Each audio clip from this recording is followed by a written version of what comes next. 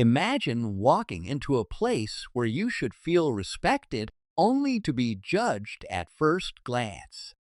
A place where luxury is sold, but dignity isn't guaranteed. That's exactly what happened when a black man entered a high-end car dealership only to face unexpected discrimination. But here's the twist. The employee who dismissed him had no idea he was speaking to the new owner. Why do these situations still happen? And what can this shocking story teach us about breaking stereotypes and confronting bias? Stay with us because by the end of this video, you'll not only hear a tale of injustice, but also witness a moment that left everyone speechless. In this video, we'll uncover how a simple assumption spiraled into a life-changing moment. We'll explore the hidden dynamics behind everyday prejudice and how one man turned a moment of mistreatment into a powerful lesson. Whether it's about the patience to endure, the strength to rise above, or the undeniable truth of equality, this story has it all. So what happens when prejudice collides with reality? Keep watching, you won't want to miss a single detail. The dealership was a picture of opulence. Polished floors gleamed under the soft glow of modern lighting. Rows of high-end cars, each a masterpiece of engineering and design, sat like treasures in a gallery. Sleek curves, shiny exteriors, and impeccable detailing gave the showroom an air of exclusivity. Everything about the space whispered luxury, except perhaps the subtle chill in the atmosphere that some visitors might feel. Through the glass doors stepped a man, his presence just as striking as the vehicles surrounding him. Well-dressed in a tailored suit, he carried himself with quiet confidence. His polished shoes tapped softly against the pristine floor as he moved through the showroom aisles, scanning the cars with a mix of admiration and excitement. This wasn't just any visit. He wasn't here to dream or window shop. He was here to see the crown jewel of his recent success. Every detail of his appearance spoke of success, but there was something deeper in his expression. A genuine enthusiasm, like a kid seeing his favorite toy for the first time. His mind buzzed with thoughts about how the car would look in his driveway, what it would feel like to grip the wheel. He wasn't just admiring, he was savoring the moment. But despite his poised demeanor and the unmistakable joy in his eyes, not everyone in the dealership saw the same thing.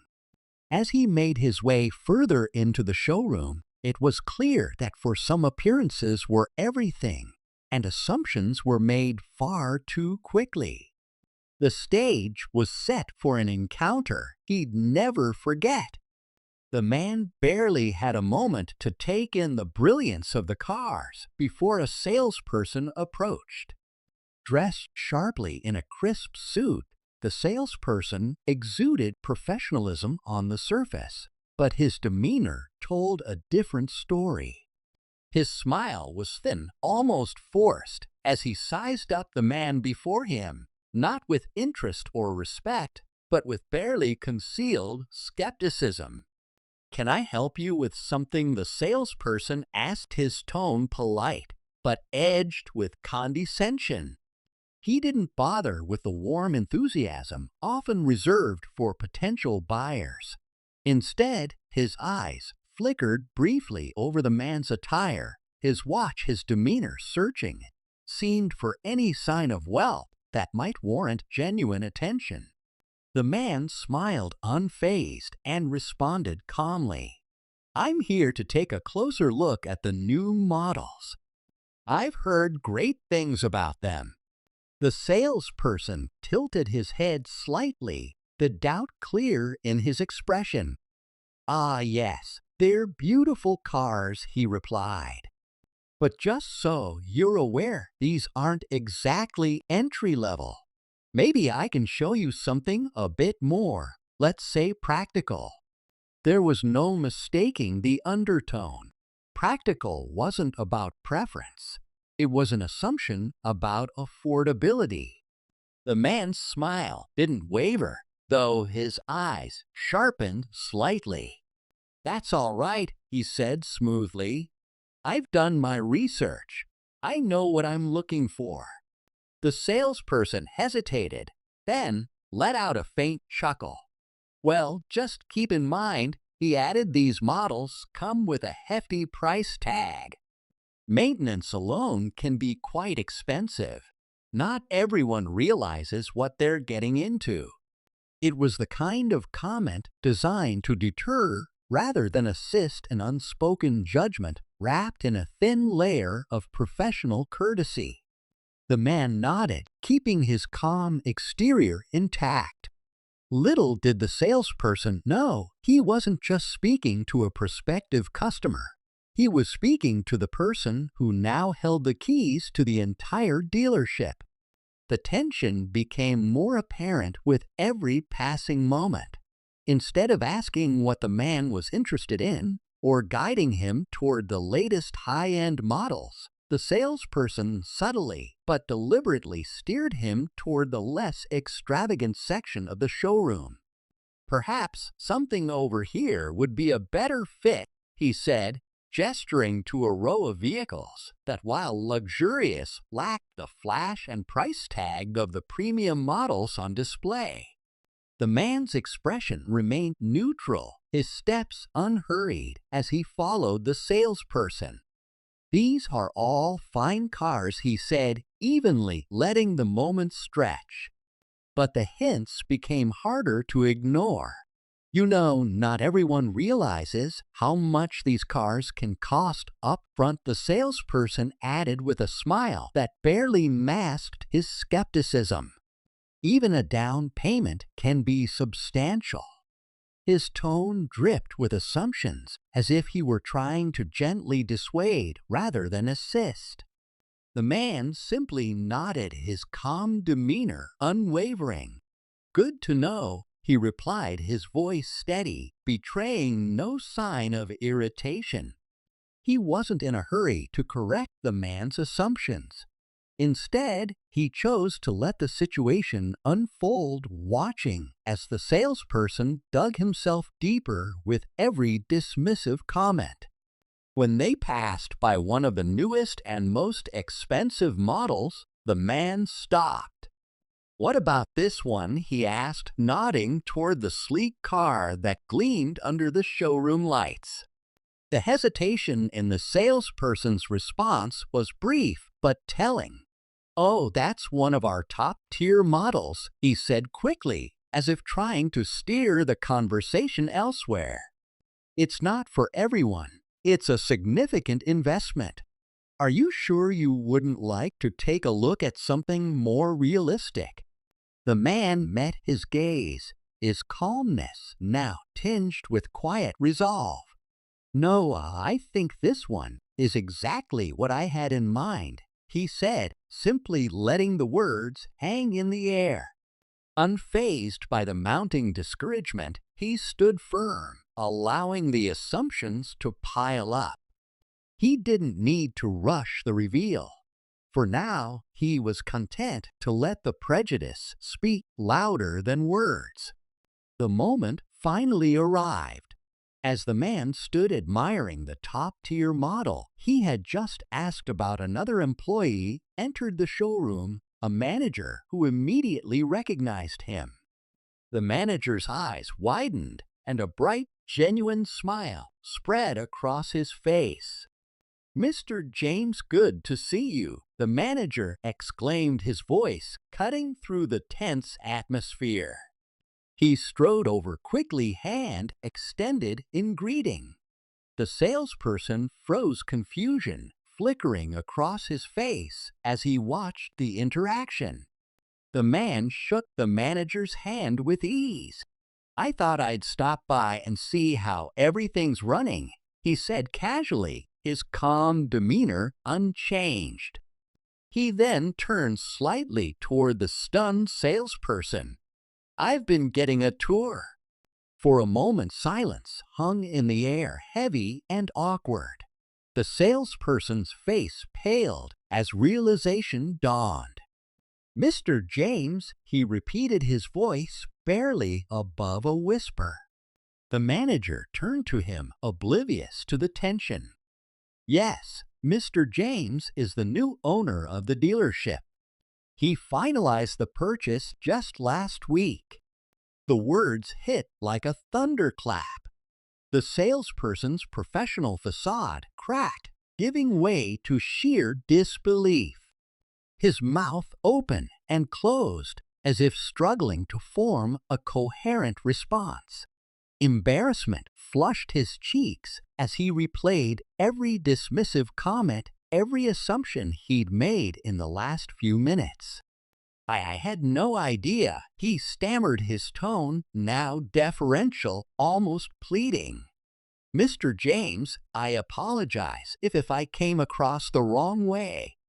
Mr. James met his gaze, his expression steady but unreadable. He let the silence linger just long enough to make the weight of the moment sink in.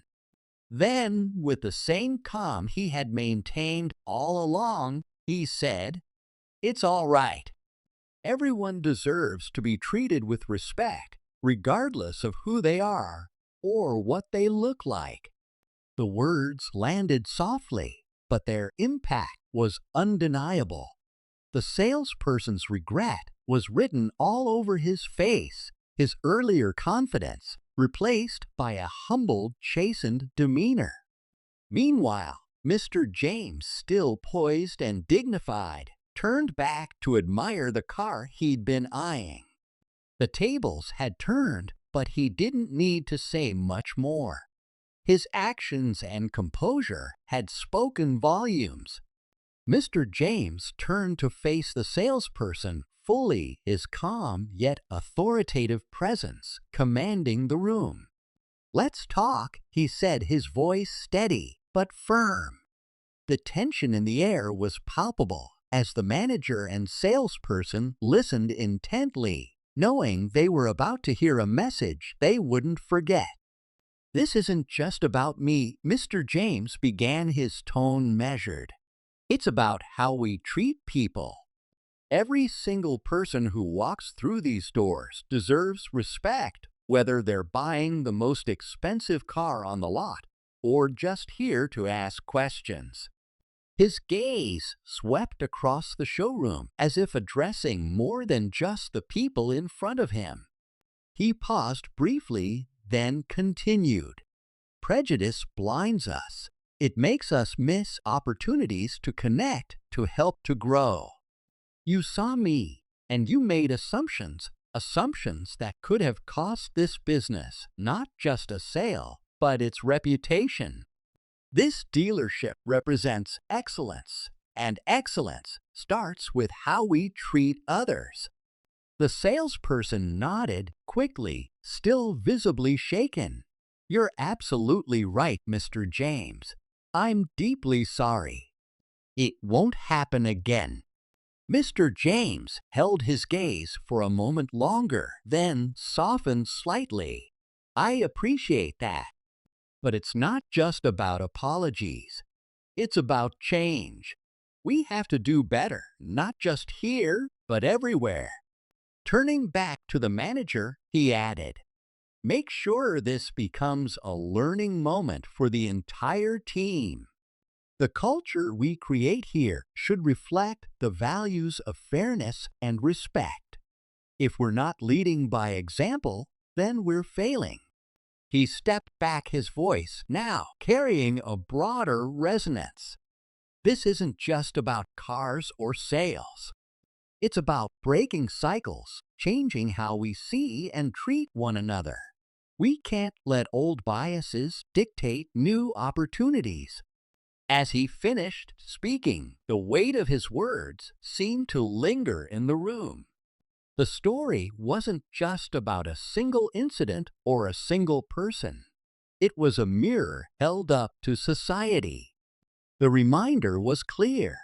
Prejudice in any form diminishes us all.